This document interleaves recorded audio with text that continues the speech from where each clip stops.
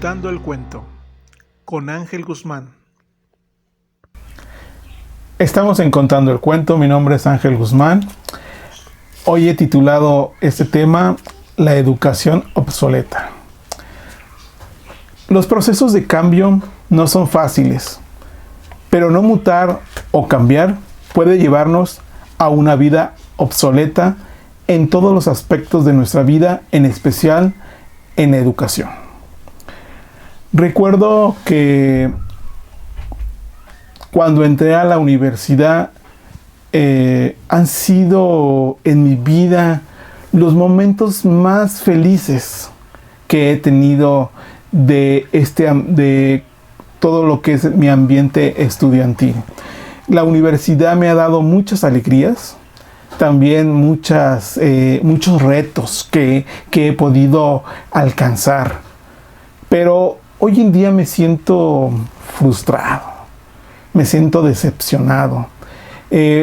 Recuerdo que cuando estaba en la licenciatura en Derecho, todo iba muy bien, porque en esa licenciatura o en ese tiempo antes de la pandemia, pues uno iba a clases, los maestros nos daban nuestra asesoría, nos dejaban las investigaciones, teníamos algunas tareas, no siempre, no era de cada 8 días. Teníamos nuestras 6 materias, teníamos nuestros trabajos finales y en algunos casos también exámenes, muy pocos. Pero eso sí, las investigaciones y cuando nos dejaban leer ciertas partes de la investigación, teníamos que llegar ya estudiados y haber comprendido esta parte de la materia que nos dejaban o de los temas. Hoy en día la pandemia nos hizo cambiar. Para mí, yo estaba contento porque aunque ya existían estos sistemas en línea, en donde uno podía usar las herramientas que existían, los programas y las plataformas que existían en línea para tomar clases a distancia, realmente no se usaban. La pandemia nos forzó a usar esos sistemas que pues realmente ayuda a todas las personas, y en este caso en la pandemia, y aún hoy en día yo sigo creyendo que es un sistema que puede ayudar a la universidad, a cualquier grado de estudio, para aquella persona que quiere seguir estudiando y que está lejos de la escuela. Y es muy bueno, porque el que quiere estudiarlo tiene las herramientas ahí para lograrlo. Lo difícil aquí es que este cambio que nos forzó la pandemia, y que fue en un momento bueno, novedoso, ahora se ha convertido en un sistema híbrido. Un sistema en que algunos van a las clases presenciales, algunos siguen tomando las clases en línea, pero todos los trabajos son por medio pues, de las plataformas. Ahora se ha convertido, yo lo llamo así, la educación de evidencias, porque ahora los profesores tienen que cumplir un requisito en la escuela con sus coordinadores. Es decir, tienen que tener la evidencia cada semana de sus clases grabadas, las tareas y los exámenes. Eso se ha vuelto algo acartonado, algo cuadrado, algo que ahora, en vez de mejorar, nos ha detenido. Porque resulta de que tenemos 6 materias en una carrera, en la que sea, en donde todos los maestros, como tienen que tener sus evidencias, nos dejan cada uno tareas. Y está bien, yo no digo que no, pero ahora nos limitamos a eso. No hay oportunidad. Yo he visto, en mi caso, y he visto a jóvenes a la mitad de mi edad que van a las escuelas híbridas o en los sistemas en línea, en donde tienen que trabajar.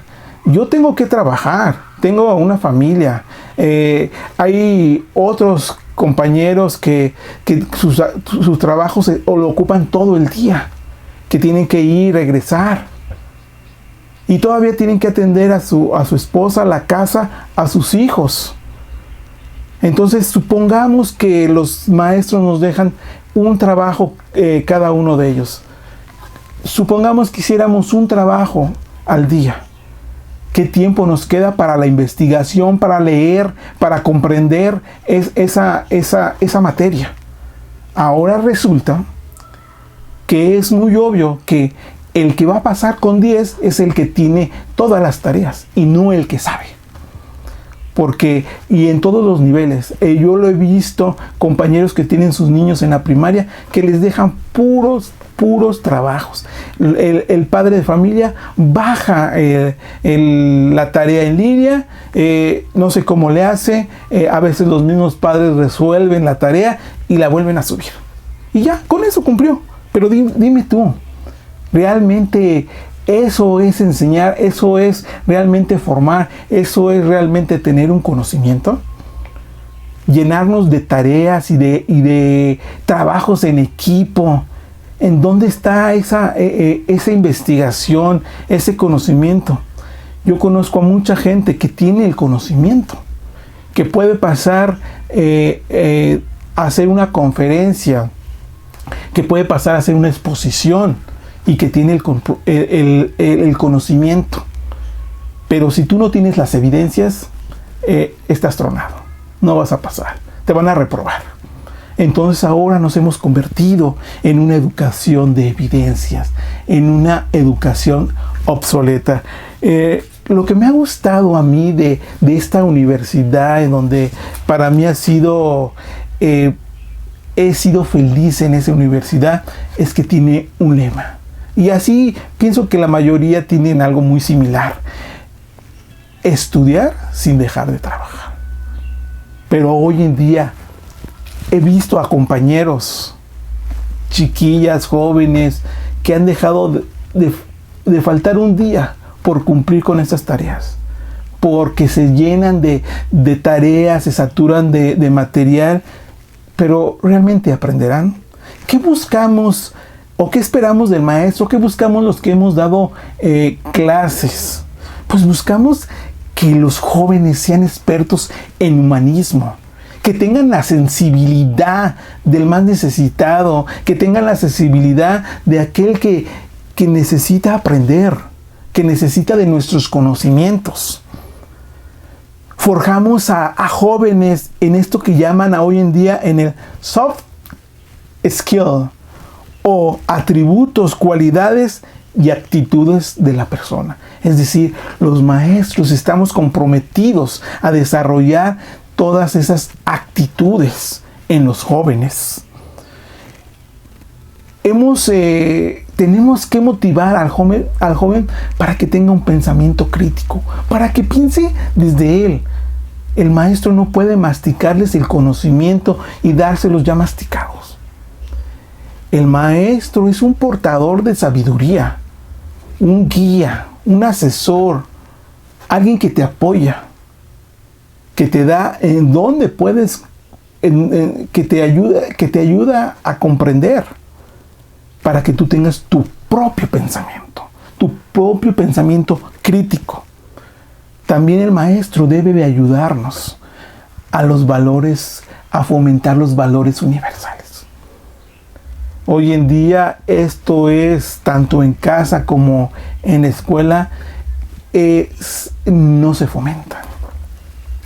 El maestro tiene que ayudar a que cuides el medio ambiente. Y creo que muchas universidades en este aspecto lo han logrado.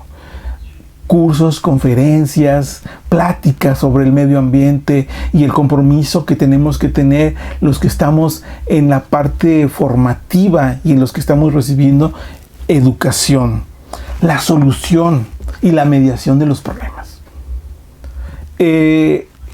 Yo sé que a veces hablamos o hablan los maestros muy bonito de esto, de aquello, pero en realidad eso que nos están enseñando nos ayuda a resolver los problemas reales en un programa pues humorístico, vamos a llamarlo de esta manera.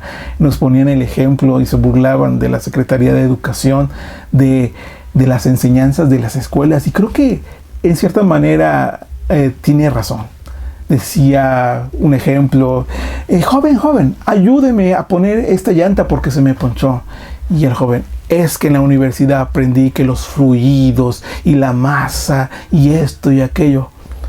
A veces no sabemos aterrizar los conocimientos a la vida práctica. ¿Por qué los jóvenes odian tanto las matemáticas? Porque los profesores de matemáticas no te dicen qué cosas con la diferencial, con la aritmética, con las diferenciales, el álgebra, ¿para qué se aplican en la vida real? ¿Para qué sirven? Entonces vemos cosas muy abstractas y no sabemos qué, y no nos gustan las matemáticas porque no sabemos cómo aplicarlas a la vida real.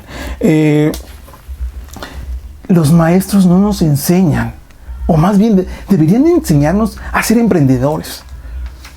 Pero si los mismos maestros, nosotros los maestros, no somos emprendedores, no motivamos al joven a que haga cosas diferentes, a que rompa las reglas del salón, a que rompa las reglas, y damos a un joven, a un niño, a un adulto, y le decimos, tienes que hacer este trabajo, tienen que tener estas características, este punto y este punto. ¿Por qué nos encuadramos tanto? ¿Por qué no dejamos al joven que en vez de un trabajo escrito entregue un video, entregue un podcast, una grabación con audio, que entregue fotografías? No, es que si no lo entregas de esta manera, como lo pidió el maestro, no vas a tener el 100 o el 10. Creo que los maestros nos deben de empujar, nos deben de motivar a hacer las cosas novedosas, diferentes, a ser emprendedores, a comprender que las cosas no se hacen de esa manera. ¿Qué esperamos nosotros, los jóvenes, los estudiantes de los maestros? Que no sean cuadrados, como estamos diciendo. Que ellos también rompan las reglas. Y yo recuerdo cuando salté de la licenciatura en Derecho a la licenciatura en Pedagogía, decía, es que si la licenciatura en Derecho me llenó, mi vida cambió porque había retos, había cosas novedosas, había cosas que me motivaban a mí a superarme, a estudiar, a llevar libros, a investigar. Ahora pensaba, la licenciatura en Pedagogía va a ser lo máximo porque pues ahí voy a tener los conocimientos de un verdadero maestro. Y resulta de que los maestros nos hablan bien bonito de que no, el sistema educativo se tiene que adecuar a cada estudiante. El sistema educativo que tiene que responder porque cada estudiante aprende diferente. Pero, tristemente, siempre son tareas y exámenes. Tareas y exámenes. Si pasas los exámenes, si tienes las tareas, pasas el semestre. Si no, estás reprobado. ¿Cuántos años tenemos de este mismo sistema de evaluación? ¿Por qué nosotros los maestros no somos capaces de ver que ese alumno puede tener el conocimiento, las actitudes, las habilidades que él nos enseñó sin tener que encuadrarnos? ¿Por qué los maestros no permiten que el alumno lo supere? Que el alumno le haga preguntas difíciles, preguntas aunque no sean de su tema, pero que se las hagan, que tengan la confianza. Nosotros los maestros no debemos de saber todo. Podemos decir, ¿sabes qué? Esto que tú me estás preguntando no lo sé, no lo he vivido o no tengo el conocimiento. Déjame investigar. O si no puedo yo, a alguien que sí lo tenga, alguien que tenga ese conocimiento. ¿Por qué los maestros no hablamos de sexualidad? ¿Por qué nunca nos enteramos? Sabemos que las relaciones o la actividad sexual empiezan ya desde muy joven, pero no nos atrevemos a preguntarle al joven, a la señorita, si han tenido una buena o si han tenido actividad sexual. Y no por morbosidad, sino simplemente por saber lo que a ellos les importa, por saber los problemas que ellos tienen, porque los jóvenes se avergüenzan de hablar de sus partes, se avergüenzan y se sienten pecaminosos, porque está prohibido, porque es un tabú, porque es malo, porque es sucio. Nunca le hemos preguntado a una señorita si conoce su cuerpo. No nos hemos acercado a un joven y decirle, ¿cuántas veces te masturbas? Porque no nos atrevemos nosotros los maestros. Sabemos que muchos jóvenes fuman marihuana o que han probado alguna droga.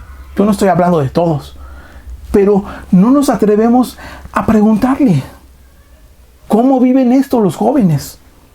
Aún podemos encontrar a chicos, a jóvenes muy pequeños como en secundaria, que ya empiezan a fumar.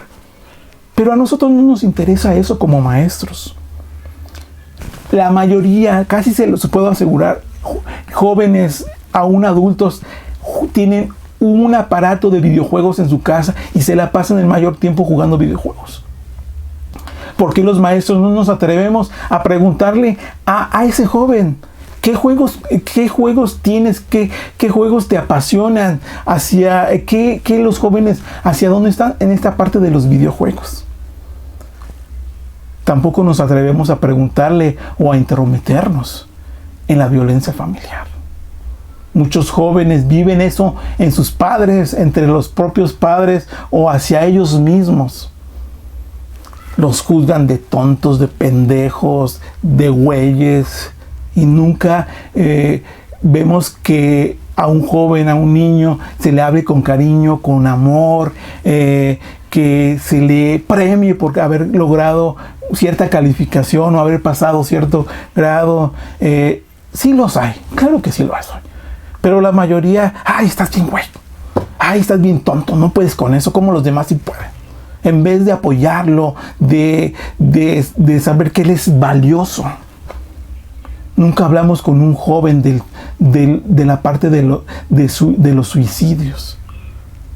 Y yo creo que hay jóvenes que piensan eso, pero nosotros no nos atrevemos a pasar la línea. Sí, hablamos de cosas bonitas, porque nos apasiona a nosotros enseñar, pero a veces no nos comprometemos. Estamos detenidos con un sistema de educación obsoleto, en donde nos sentamos en cualquier sistema. Nos sentamos, damos nuestra clase y esperamos tareas y exámenes. Hace unos días estuve dando, me tocó dar una exposición. Y les hablaba a mis compañeros y a mis maestros de un autor que se llama Andrés Oppenheimer. Es un periodista de la CNN en español y que ha escrito varios libros, entre ellos Sálvese quien pueda. Y nos habla de la automatización y nos hablaba les ponía una lista de lo que el investigador, el periodista decía de los trabajos que se pueden con mayor riesgo de perderse por la automatización, entre ellos el maestro. Muchos se burlaron y el propio maestro nos decía, es que el maestro es no se puede quitar. Sí, tal vez en cierta manera no, pero sí la automatización puede desplazar muchas funciones del maestro. Y voy a poner un ejemplo. Cuando entré a la carrera en la licenciatura en Historia en la Universidad Autónoma de Zacatecas, desde que contacté a la universidad, todo fue en línea. La carrera es en línea. Todo el proceso de poderme incorporar fue en línea. Los exámenes en línea. Ya cuando estuve ya dentro de la universidad tenía su propia plataforma. Nunca conocí a los maestros de cara. solo de nombre. Nunca escuché a un maestro. De las 6 materias que teníamos, solamente eran 3 maestros, 3 asesores. Solamente los podíamos contactar mediante un chat o mediante el correo. Dígame usted, si esos 3 maestros no sustituían a otros 3 maestros. Dígame usted si la automatización en estas plataformas es una ayuda, pero también están desplazando al contacto físico. Mucha gente no lo cree, pero esta materia muy buena, la licenciatura en historia por línea, así es, todo automatizado.